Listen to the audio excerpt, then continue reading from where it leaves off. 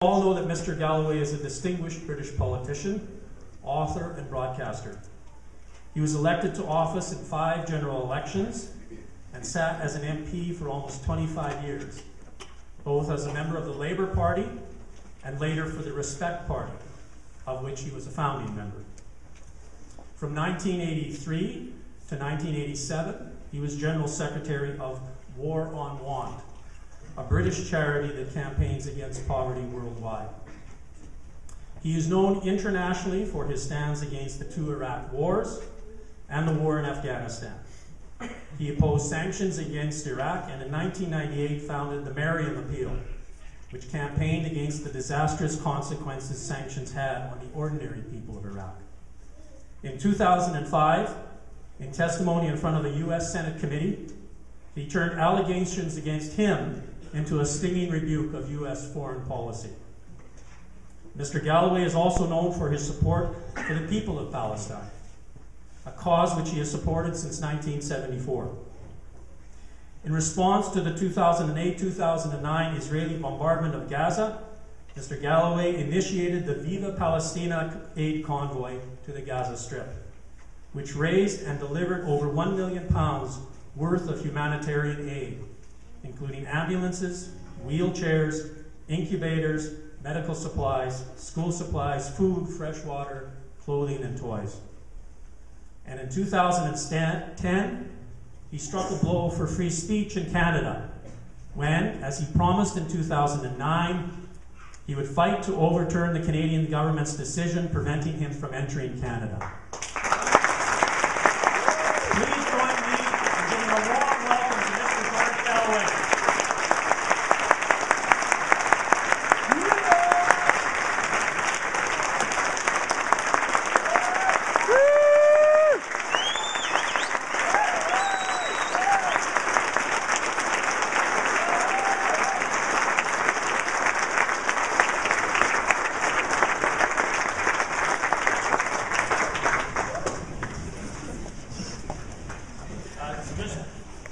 This is a gift for Mr. Galloway from the people of Winnipeg, and of course all of you assembled here today.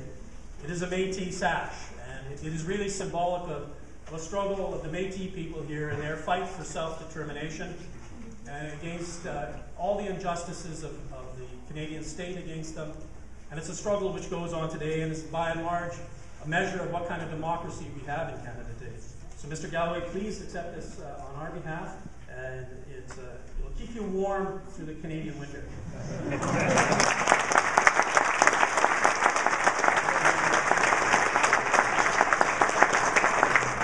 It'll have to be thick if it's going to keep me warm. But that's for sure. Forgive me while I just open this.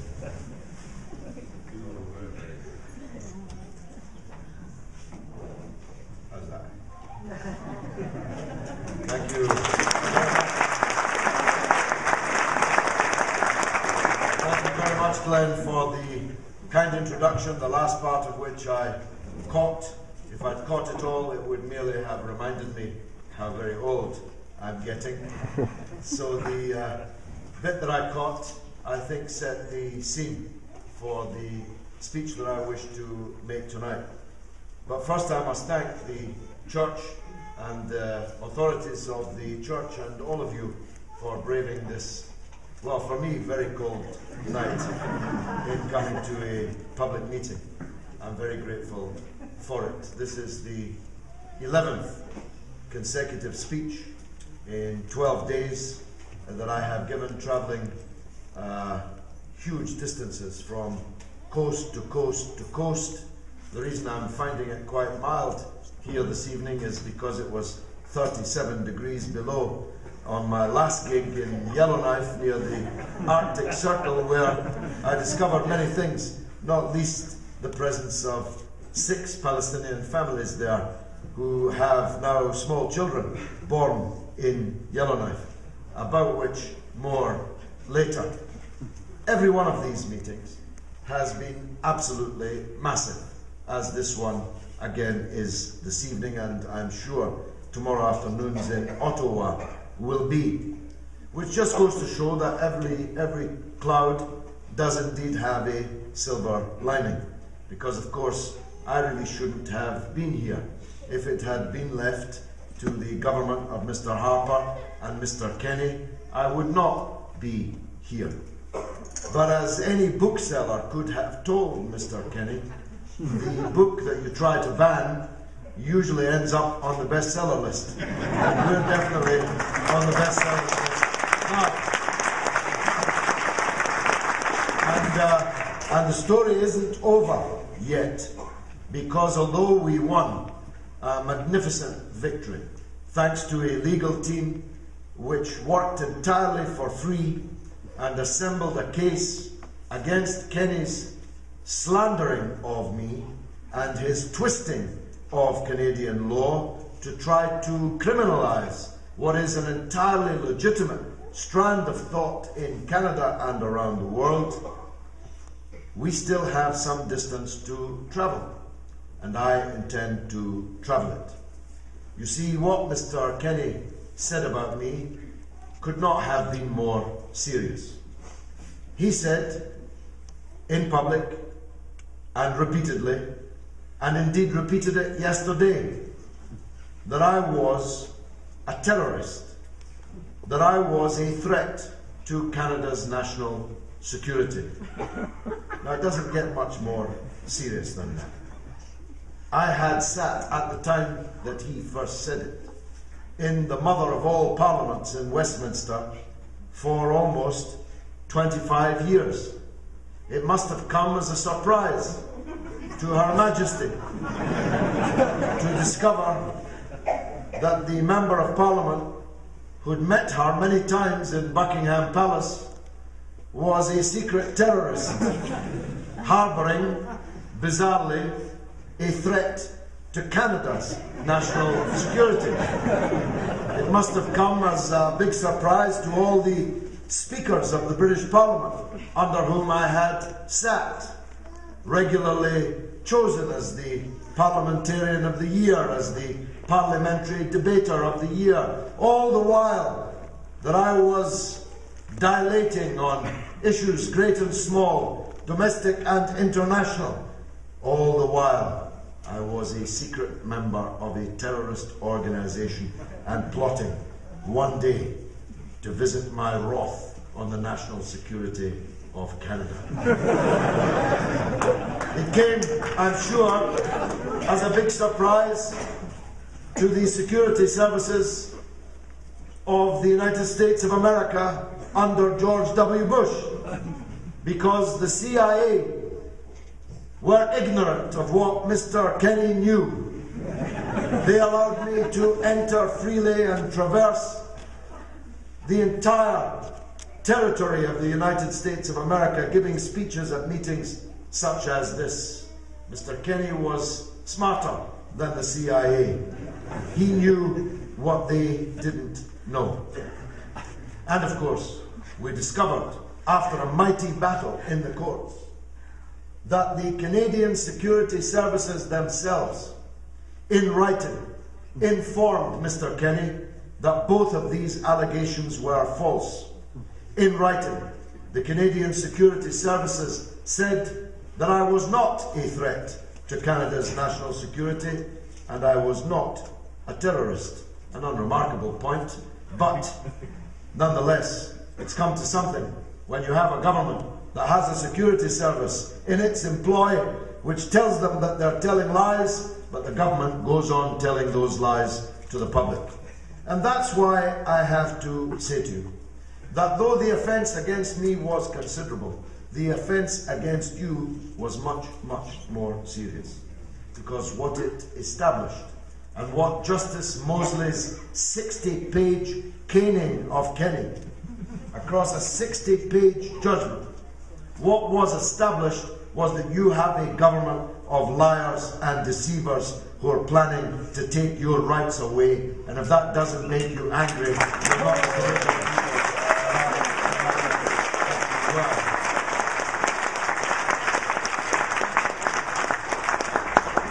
Of course, it's not over till the fat lady sings, and the fat lady in this question is the grand old lady of Canadian justice.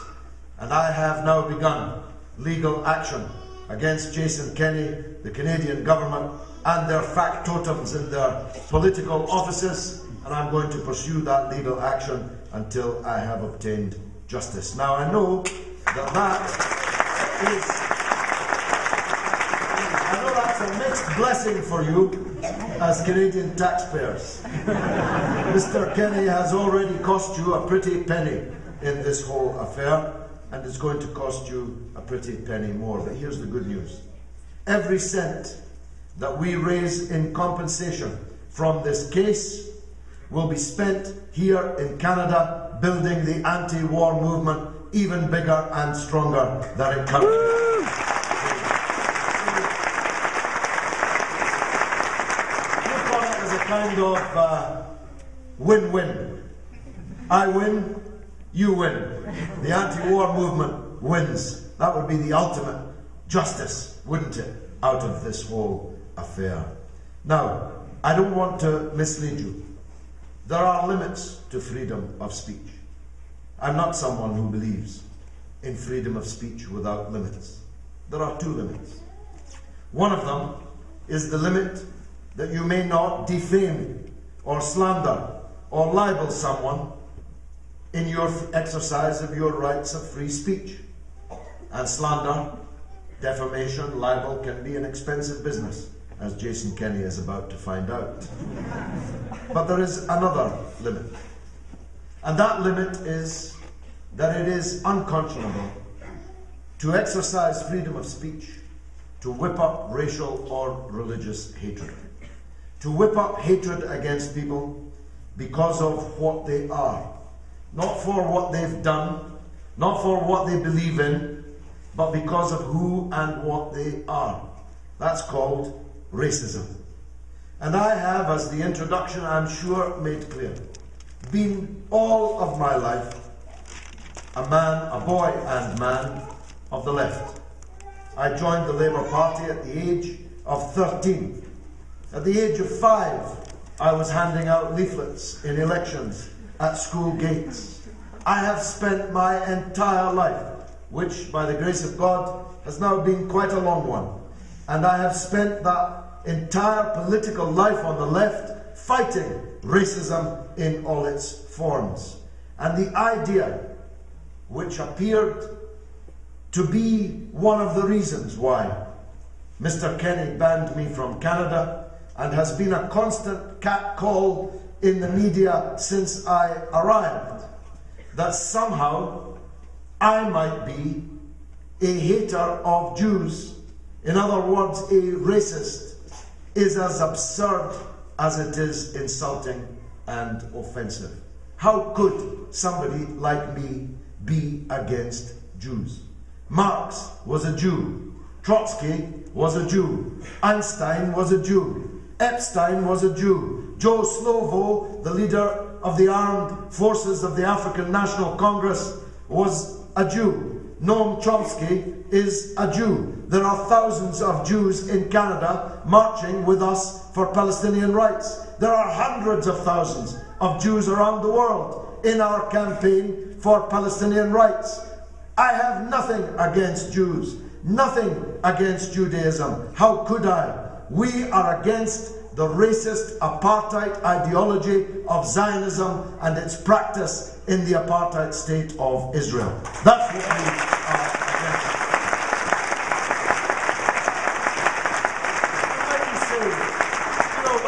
When people campaigned to end communism in Russia, it didn't mean they wanted to end the people in Russia. It didn't mean they wanted to eliminate the country of Russia. They were against a political ideology which they believed was wrong and harmful. And that's the spirit in which we say we are against Zionism. We're not against the people, the Jewish people who live in the land they call Israel, we call Palestine. We're against the idea that there can be an apartheid state created there where the non-Jews are second-class citizens and where the state illegally occupies and controls every aspect of the lives of 3 million Palestinian people living under occupation in the West Bank, in Gaza, and in East Jerusalem, about which more later. Because apart from the issues of free speech, I have two other tasks this evening. I have to speak about Afghanistan as well as Palestine, and I'm very glad to do so. I see your government has broken yet another promise. They promised you, they promised the families of the Canadian military, they promised the personnel of the Canadian military that they would withdraw them from this doomed and disastrous war in Afghanistan, in which, I don't need to remind you, Canadian blood has been paid in very large measure. In fact, the Canadian military in Afghanistan have lost more blood than any other part of the NATO occupation of that country.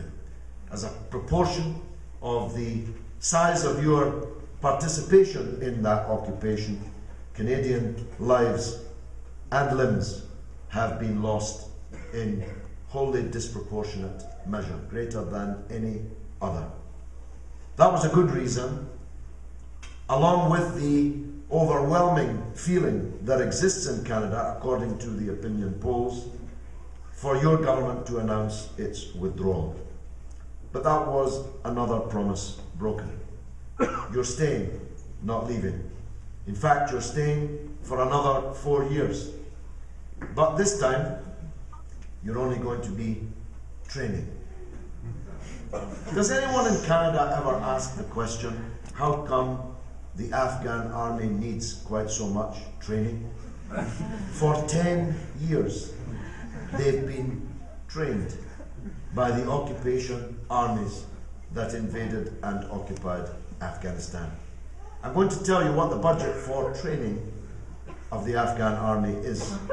You'll think you've misheard it, so I'll say it twice.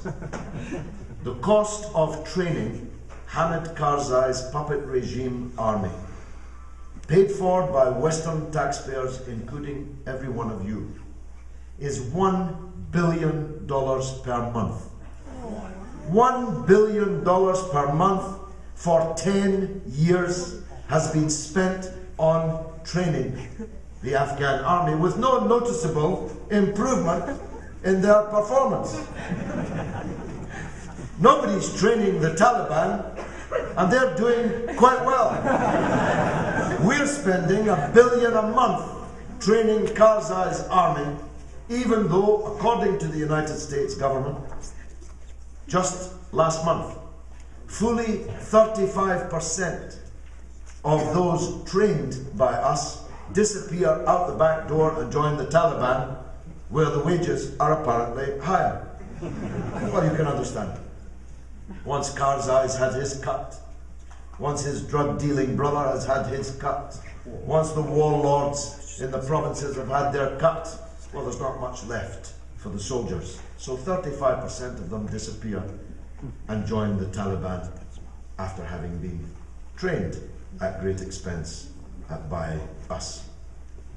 It's reached such a farcical point in Afghanistan, and you really couldn't make this up. If I had written this as a piece of fiction, I would have been accused of fantasy. We're so desperate now to find someone to negotiate with so that we can get out of Afghanistan that a shopkeeper from Quetta in Pakistan turned up in Afghanistan over the last few months 3 times and claimed to be a leader of the Taliban. We brought him in, we garlanded him, we filled his pockets with approximately $400,000. We gave him diamonds for his 4 wives. We flew him in luxury back and forward from Pakistan to Kabul. He met with General McChrystal, the leader of the NATO armies there. He met, despite denials, with the so-called president of Afghanistan, Hamid Karzai. He met all and sundry, and he would have kept on going, kept on filling his pockets, but someone who knew the person he was claiming to be recognized him and said, That's not who you think it is. This is a bloody farce. It's good that they're looking to negotiate. It's good that they're looking to end the war. The problem is, first of all, we're negotiating with grocers in Quetta instead of the people who are actually fighting us. We really will have to find out their real names and their real pictures. But the terms on which we will, I promise you, negotiate a withdrawal from Afghanistan are the same terms that were available last year, the year before, or at any point in the war. Which means, I'm sorry to tell you this, I know that it's hurtful to the families of those who've served, still more to the families of those who've lost their loved ones in this conflict, which means that all of these years, all of this treasure, and all of this blood has been absolutely in vain. We could have negotiated our way out of Afghanistan on exactly the terms that we will negotiate our way out of Afghanistan at any time in the course of this last 10 years. Now, time makes it difficult to go into the entire history of Afghanistan. So let me just give you the highlights. The highlight, number one, is that nobody has ever successfully occupied Afghanistan. Even Alexander the Great did not succeed in occupying Afghanistan, and Stephen Harper is not Alexander the Afghans, as they have proved with every imperial invasion and occupation that there has ever been, from Alexander through the 3 British invasions and occupations in which we lost 10 scores of thousands of soldiers. They were mostly Indian soldiers of the British Empire, and therefore their fate was not quite as important to the British Empire as it might have been. Through the experience of the then USSR, to the now experience of the hundreds of thousands of NATO soldiers who have for 10 years been occupying Afghanistan, the simple truth is this: the Afghans are quite good at fighting. They don't need much training, and they will never accept the foreign occupation of their country. Full stop. And it's about time the military and political leaders in the Western NATO countries acknowledged and accepted this. The Russians lost well over 50,000 dead in their period in Afghanistan, and if we stay, we will continue to lose our soldiers on a daily basis in ever-increasing numbers. And it doesn't matter if you call your soldiers trainers or combatants. It doesn't matter if you're in Kandahar or Kabul. It doesn't matter if you're out in the field or, as Mr. Harper put it, behind a barbed wire fence. There is nowhere safe in Afghanistan for the occupation. And the people who are resisting that occupation will try to kill them. And so the last Canadian death has probably, lamentably, not been seen. If you stay this next 4 years, and it appears that your government is bent that you should, then expect to pay more in blood and treasure in a totally futile war. Now, don't get me wrong. I'm no fan of the Taliban. Even less am I a fan of Al-Qaeda, whom we invaded Afghanistan in the first place to crush. The problem is, Al-Qaeda is no longer in Afghanistan. Bob Woodward, whose access to sources at the very heart of the American state is surely beyond contradiction, in his latest book, Obama's Wars, is oddly specific about this. He says, and I quote him, "There are 45 Al-Qaeda fighters left in Afghanistan." So if there's only 45 of them, how come there's hundreds of thousands of us? And how come their tours of duty are being forever extended? This is actually madness. Not least because our very presence in Afghanistan and the inevitable death and destruction that it causes is actually recruiting support for Al-Qaeda all over the world, including in our own countries. They're always looking for some Muslim cleric to blame, some Islamic organization to ban, some book to blame, some speech by a cleric on YouTube to blame. But it's actually our actions that are radicalizing, fanaticizing, extremizing Muslims all over the world, some of whom are rallying to the banner of the ideas of Al-Qaeda. So actually we're achieving the precise opposite of the purpose that we set out in invading Afghanistan in the first place. And of course, the most bitter irony, and one which is too often forgotten in the West, and younger people here may not even be aware of this. We are punishing the Afghan people now for having had, but no longer having, in their country, a group of fanatics that we sent into their country in the first place. Far too few people ever acknowledge this fact. I know, because of my long life, exactly what happened. I was the one who said in Parliament to Mrs. Thatcher on the night before the collapse of Kabul to the so-called Mujahideen, who included bin Laden and the other Al-Qaeda elements, I said to her, I may be the last man standing in this Parliament ready to say this, but you have opened the gates for the barbarians, and a long dark night will now descend upon the people of Afghanistan. And I never said a truer word. We sent bin Laden. We paid bin Laden. We gave bin Laden the weapons and the political and diplomatic support on the immoral principle that my enemy's enemy is my friend. These people didn't read the novel Frankenstein to the end. They didn't thereby discover that when you create a monster, it finally breaks free from your control. That's why it's called a monster. So we punished the Afghans by sending these people there. Then when those people turned against us, we punished the Afghans again for us having sent them there. How do you think that looks, feels on the Muslim street amongst the 2 billion Muslims in the world?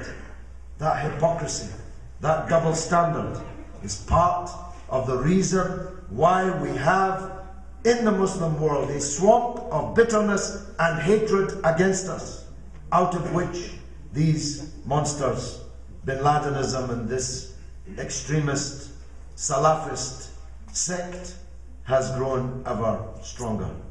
We have to get out of Afghanistan, not just because we can't afford it, not just because our own young men are being killed, but because we're achieving precisely the opposite of what needs to be done. We're deepening that swamp instead of draining that swamp. And wiser counsel already know this. That's why we're trying so hard that we're even grabbing shopkeepers from Quetta and filling their pockets with gold. You know, on the eve of the invasion of Iraq, a long struggle in which I, and no doubt many of you, were deeply involved, Mrs. Bush, the wife of George W. Bush, and Mrs. Blair, the wife of Tony Blair, gave a synchronized radio address across the Atlantic. Sort of synchronized swimming in the grief still felt by Americans and indeed all of us about the terrorist atrocity on 9/11. Mrs. Bush and Mrs. Blair invited their audience to remember those heartbreaking messages of love and farewell and grief left from their mobile telephones by those American women on board those aeroplanes, hurtling to their deaths, messages left on the answering machines of their loved ones. They even played some of the actuality. And heartbreaking it was too. But as I said at the time, just because Afghan women, Iraqi women, don't have mobile telephones and their loved ones don't have answering machines, it doesn't make their deaths delivered from the sky any less obscene than the death of those American women on board those airplanes.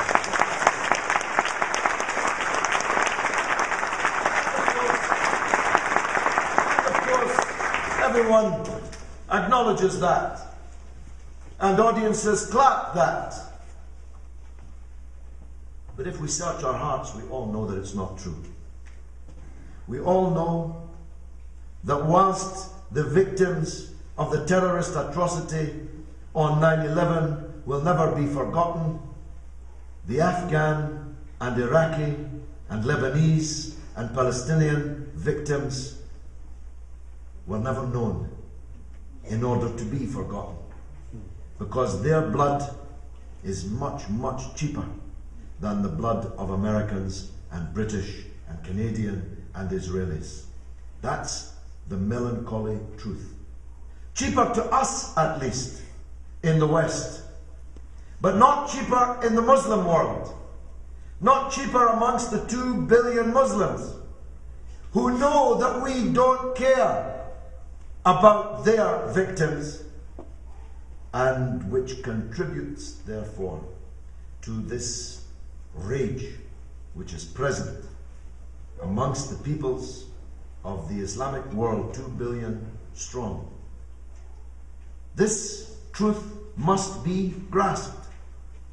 You have to be able in this life to empathize. You have to be able to walk in the other person's shoes.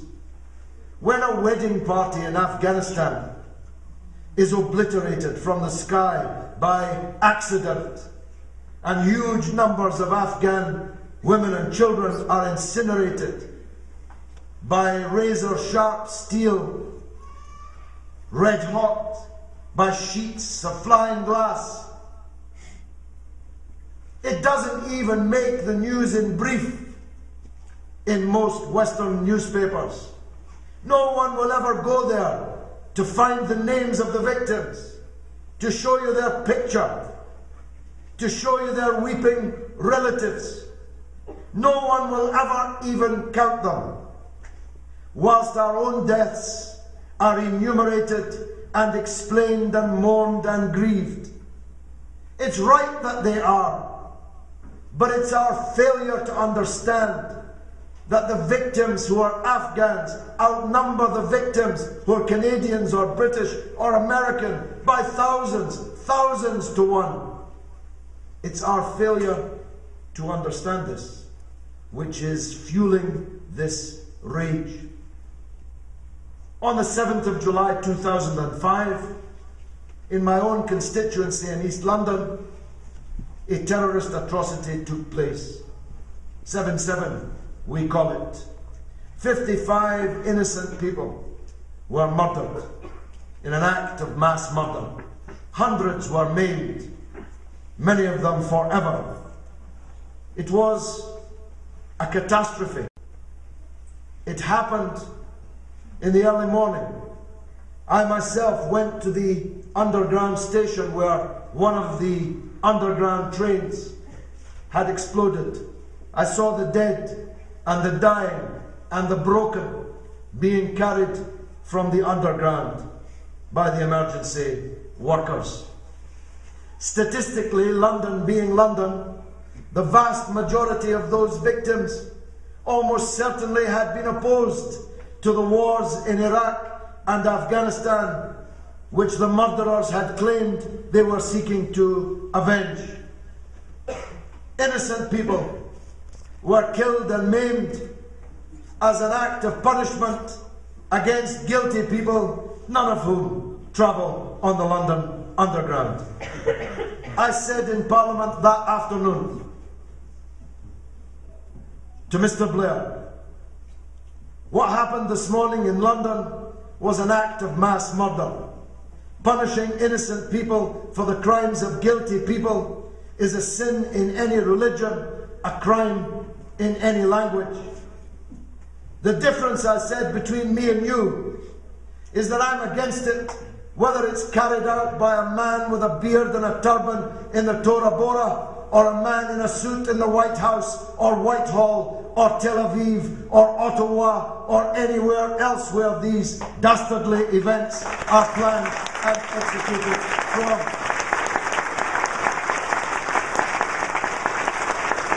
But it's their failure to grasp this, you see. It's their belief that it's only terrorism if the other guy does it. If we do it, it's somehow respectable, somehow just collateral damage. People die the same death, being sliced by this red-hot, razor-sharp steel coming from rockets or bombs or explosives in somebody's rucksack. But it's the failure to grasp that amongst huge sections of Western opinion, especially the opinion of the powerful who try to control everyone else's opinion, that fuels this rage. We have but one legitimate demand which we must be ready to enforce with our lives upon Afghanistan. That is the demand that Afghanistan does not again become a base for this Salafist terrorism of the Al-Qaeda variety, which will reach out and hurt the rest of us. That's a legitimate demand. It's one for which I myself am prepared to fight, if necessary, die.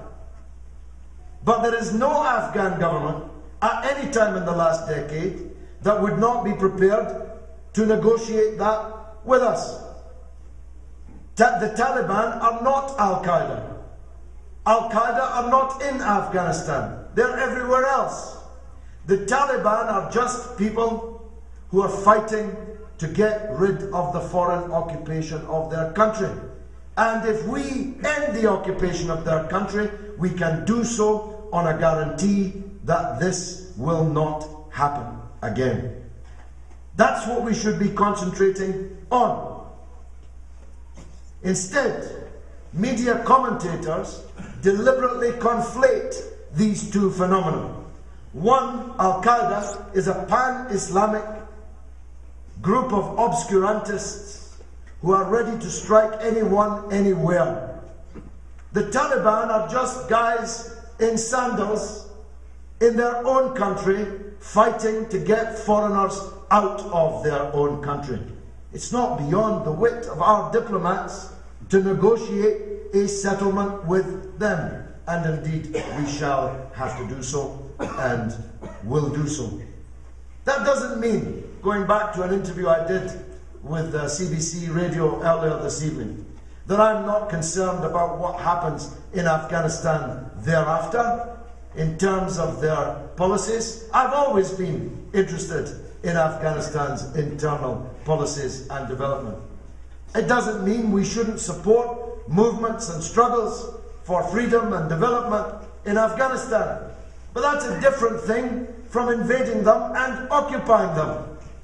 I'm in favour of municipal councils in Kandahar being elected in free and fair elections by the people of Kandahar, but I'm not prepared to send my own son to die there in order to have it. And neither are most of you, and neither are the political leaders who are sending other people's sons to die there for these things. Blair and Bush and, I dare say, Harper and Kenny are ready to fight to the last drop of other people's blood. And that's just immoral. Now, of all the issues which have deepened this swamp that I talk of all the issues, the preeminent is the one to which I turn now. That is the question of Palestine, which, yes, and have been fighting now for more than 35 years. Palestine is the heart of the matter. It's the flaw at the heart of Western policy towards the East. It's the key to the confrontation between the Muslim and the non-Muslim world. Because you see, there is nowhere, in none of all these crimes I could adumbrate this evening, there is nowhere where our culpability in the suffering of a Muslim, and for that matter, Christian Arab population has suffered any worse than our culpability in Palestine. My own country began it. I'm not responsible for that. I've always, and I come from a very long line of people who hated imperialism and empire. I come from an Irish background. We know a thing or two about the British Empire. Once I came home and told my Irish grandfather that the teacher had said that Britain had an empire so vast that on it the sun never set. And he answered, that's because God would never trust the British in the dark. I never had cause to doubt that. So I'm not myself responsible for it. But my country is. Mr. Balfour, the British Foreign Minister, in an action unique even by imperialist standards, on behalf of one people, the British, promised a second people, the then tiny atheistic Jewish movement called the Zionist movement, the land which belonged to a third people, which Britain, at the point that he made the promise, didn't even occupy as an imperialist power, and of course whose people were never consulted at all. I mention that the Zionists were atheists. I think atheists are wrong, but I have nothing against them. I'm mentioning them as atheists for this reason. Because the Zionist movement, when Balfour made his declaration and his promise, had no particular wish to go to Palestine at all. They had no biblical attachment to Palestine. They didn't believe in the Bible. They were atheists. They negotiated with the British for a white European settler state anywhere. Anywhere. They had, and the records are there, I've seen them with my own eyes, seriously negotiated with the British to take the Seychelles, for example, and to make that Israel. They negotiated with the British taking a part of Uganda and calling that Israel.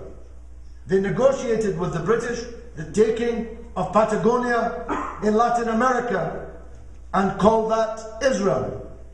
It was only later, much later, to throw sand in the eyes of the Christian fundamentalists, actually, that they developed this biblical case as if God were an estate agent who had promised them this land to the exclusion of the people living on it, who had to be kicked and driven and killed as far away as possible.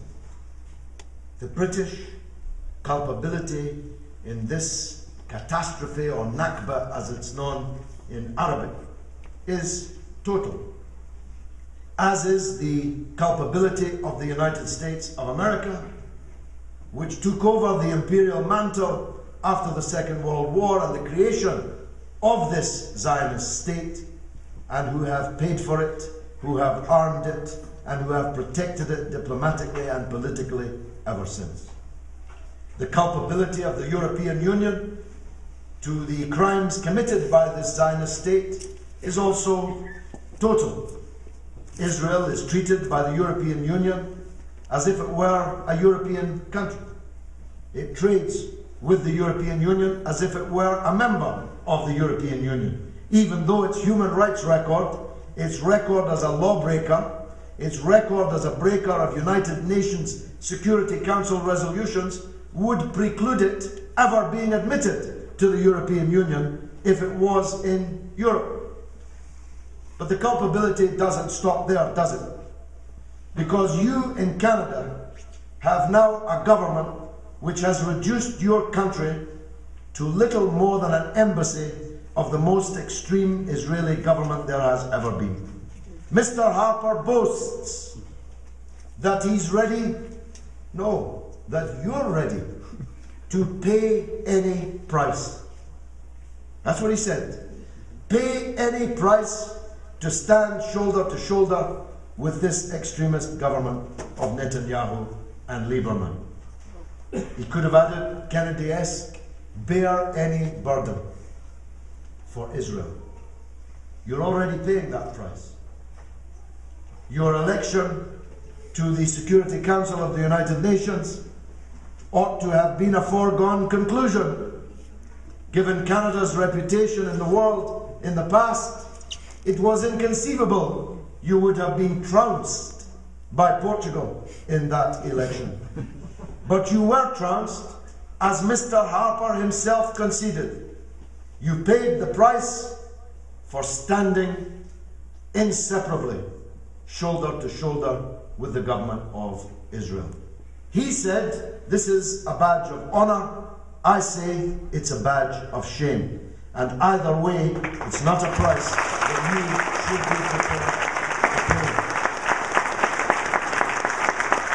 Because you see, these double standards over what's called Israel or Palestine, depending on your point of view, are now so brazen that most people don't even notice them. Let's take the nuclear question. Iran, which doesn't have any nuclear weapons, is being sanctioned and threatened openly with war, invasion, occupation, regime change over the nuclear question, even though it doesn't have any nuclear weapons, has signed the Nuclear Non-Proliferation Treaty, allows inspectors from the International Atomic Energy Agency to enter their country at will and to any facility. Iran, which is policed by the IAEA, whose chief said, and I quote, "There is no evidence that Iran is seeking to build a nuclear weapon."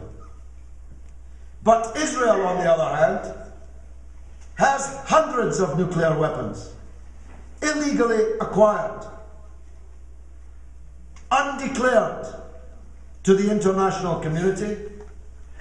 Israel refuses to sign the Non-Proliferation Treaty, would never dream of allowing the IAEA's inspectors to come to Dimona, where their nuclear weapons are, hundreds of them, and we only know this because the brave Jew Mordechai Vanunu, who worked there, went to prison for 20 years for telling us this truth. But the IAEA, nor the Security Council, nor anyone else has ever demanded the inspection of Israel's nuclear firepower. Why? Because there's one law for Israel and one law for everybody else. Let's look at the aid ship, of which I was a co-organizer on the 31st of May of this year. In international waters, in an act of brazen piracy, in international waters, heavily armed Israeli commandos boarded an aid ship filled with unarmed people and murdered 9 of them, wounded scores of them, kidnapped hundreds of them, whom they took in chains to a prison camp in the Negev desert, where they proceeded to rob them of every single last piece of their possessions, their mobile phones, their computers, which ended up on sale in a market in Jerusalem, their money, their clothes, their pajamas, their underwear, everything was stolen by the people who had kidnapped them. Just substitute the word Iran for Israel in what I've just said. If Iran had boarded in international waters an aid ship, killed 9, wounded scores, kidnapped hundreds, robbed them, you'd already be wearing tin hats because we'd already be at war with Iran. But Israel committed this crime. The United Nations set up a tribunal to investigate it. The tribunal denounced Israel's actions in the most withering terms and promptly buried the report. Like all the other reports, no one will ever punish Israel for that crime. Indeed, President Obama has just promised Israel that he will veto any attempt to bring this matter up in the Security Council and give them another $1.7 billion worth of military hardware if they'll only, please, for just 90 days, agree to stop committing the crime under international law of building illegal settlements on Palestinian land. And Netanyahu's government's refused. Imagine what the price of an actual Palestinian state would have to be if for that price they will not even freeze settlement activity for 90 days. Iraq was broken on the wheel of sanctions, invasion and occupation because we were told of the inviolability of United Nations Security Council resolutions. It was intolerable, Bush and Blair said, that anyone can be allowed to defy the United Nations. Even though it turned out Iraq wasn't defying the United Nations at all and didn't, as they said they didn't, have weapons of mass destruction. But Israel has broken more United Nations resolutions than all the countries of the world put together. But she's never punished. Instead, she's endlessly rewarded. Let's take the example of the one with which in the last 2 years I have been most closely involved. Before I tell you the situation in Gaza, I've said this 10,000 times, let me make it 10,001. I am not now, nor have I ever been, a supporter of Hamas. As a matter of fact, I support an entirely different group of Palestinians altogether. If I had a vote in the elections in Palestine, which I don't, it wouldn't have been for them, and it wouldn't now be for them. I'm not a supporter of Hamas. It doesn't matter how many times these raving bloggers in Canada or these raving ministers in Ottawa contended. The judge has already opined on this point, and his decision is final. I am not a supporter of Hamas, but I am a supporter of democracy, and the only people entitled to choose the leadership of the Palestinian people are the Palestinian people themselves. This is surely ABC. I mean, how else could it be? I don't like Stephen Harper. I wouldn't have voted for him. But I can't pretend that he's not the Prime Minister of Canada. I can't appoint somebody else as the Prime Minister of Canada, though the vision of Michael Ignatieff just flitted across my mind. Talk about Tweedledee and Tweedledum.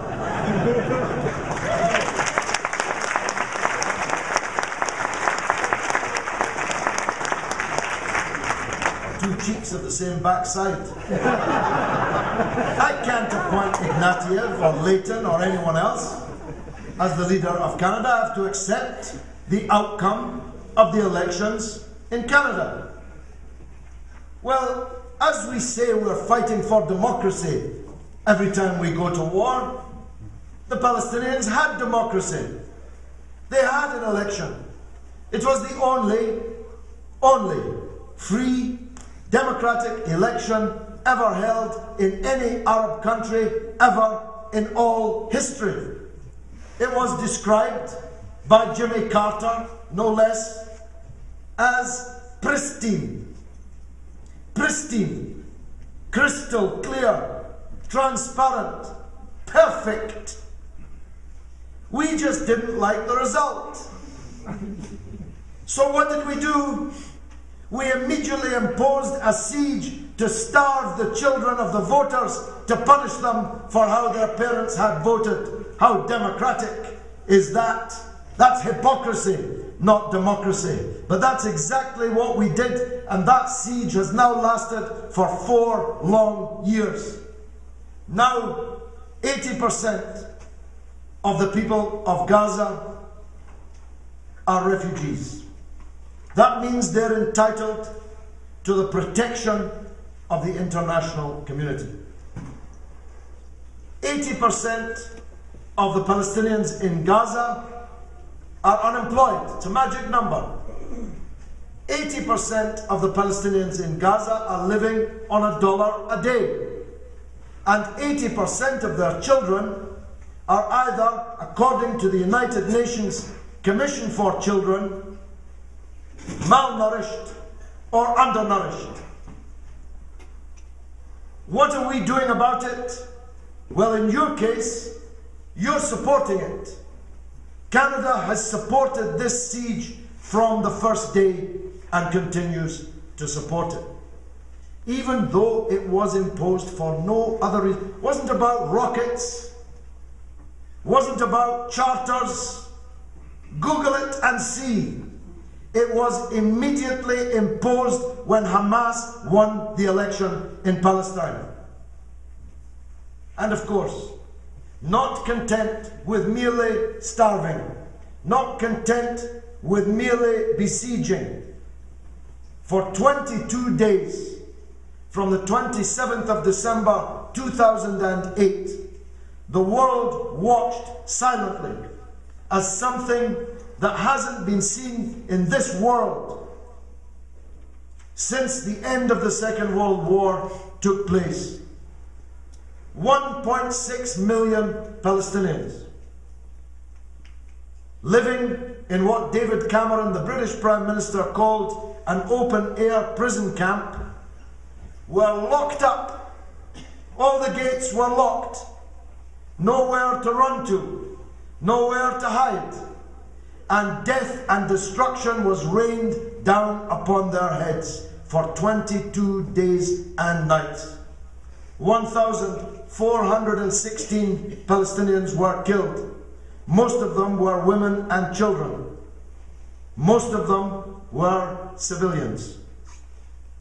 These weapons, from land, sea and air, killed 1,400 Palestinians and wounded thousands more. Ambulances were deliberately attacked and destroyed, and the personnel murdered inside them. But not content with having locked up more than 1.5 million people so you could kill them, they even rained down illegal, banned weapons upon them. Only one of which I have time to deal with now. If you were not dependent on CNN or Fox or Sky, you may have seen this for yourselves.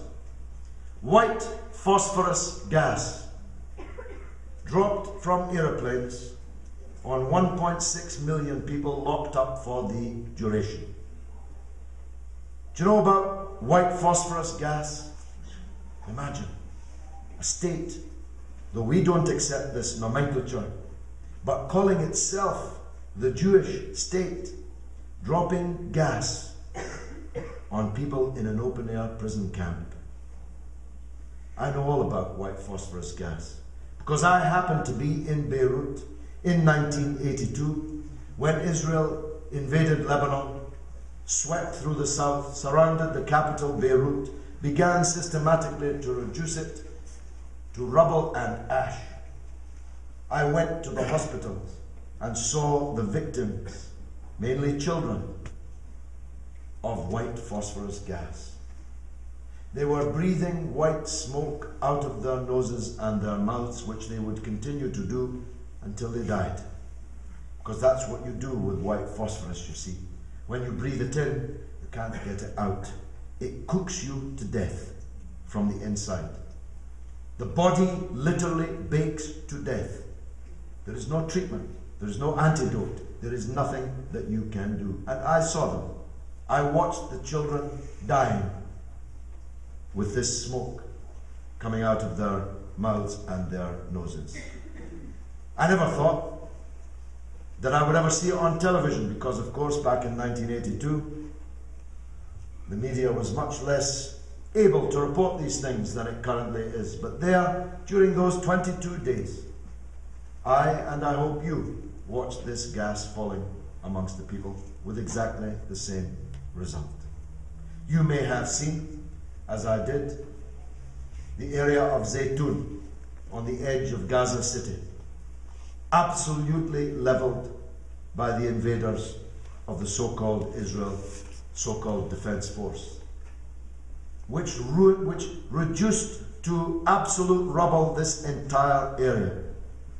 One family alone lost 35 members of their family in Zaytun. Israel refused to allow the surviving ambulance personnel to go into the destruction for 5 long days and nights. Wounded and dying people were crying out for help until they could cry out no more. One little baby in Zaytun was found dead, sucking on the toe of her dead mother. I have spoken with the family of that child. I have spoken with the family of the child whose picture became famous throughout the world.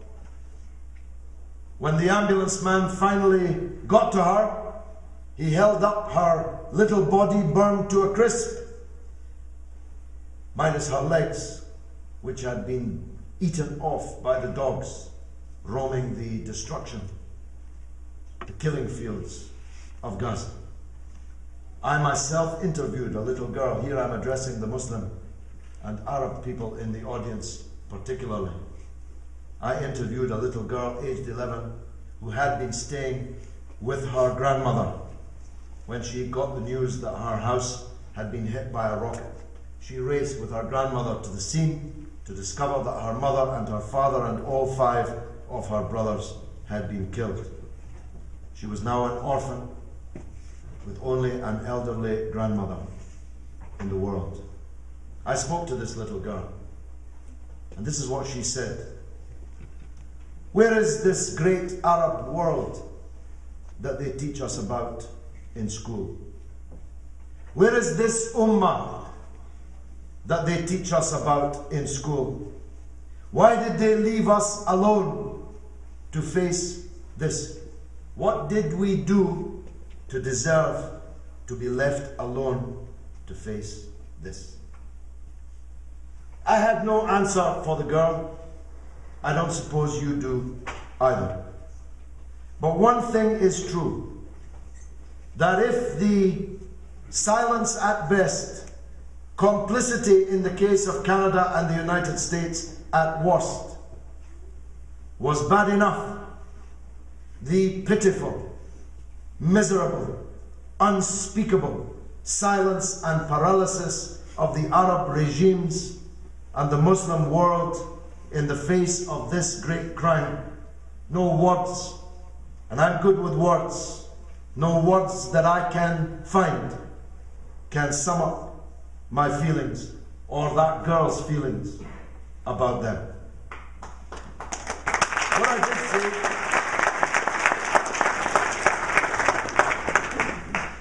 What I did say to the girl was that I would try to find brothers for her. I would try to find parents for her. I would try to find people all over the world that would not let her face this alone. The Viva Palestina convoys, 5 of which have now entered Gaza, delivering millions of dollars worth of medical and humanitarian assistance, and taken hundreds, now more than 1,000 people into the territory to show the world that this siege continues, is something of which I am proud. Jason Kenney thinks it means I'm a terrorist. That's what the documents say. I delivered ambulances and wheelchairs and baby milk and humanitarian assistance to people who had been massacred, people who had been besieged because of how they voted. If that's terrorism, you are bankrupting the word of all meaning. You are usurping the meaning of the language itself. What word are you going to use for real terrorism if delivering ambulances to such people can be thus described? I close with this point because this is the unkindest cut of all. This is the insult which is added to the injury of having your country wiped off the map, having your people scattered to the four corners of the earth, even to the Arctic Circle in Yellowknife, without passports, without papers, without status, massacred, driven from pillar to post. The insult that's added to all that injury is that the Palestinians, who are the victims of terrorism, are called the terrorists, and those responsible for the terrorism visited upon them are called the victims of terrorism. This injustice, this double standard, is driving people mad with rage everywhere in the world. We all have to drain this swamp of hatred. If our countries, if our governments won't do it, we have to do it. Wassalamu alaikum. Thank you very much.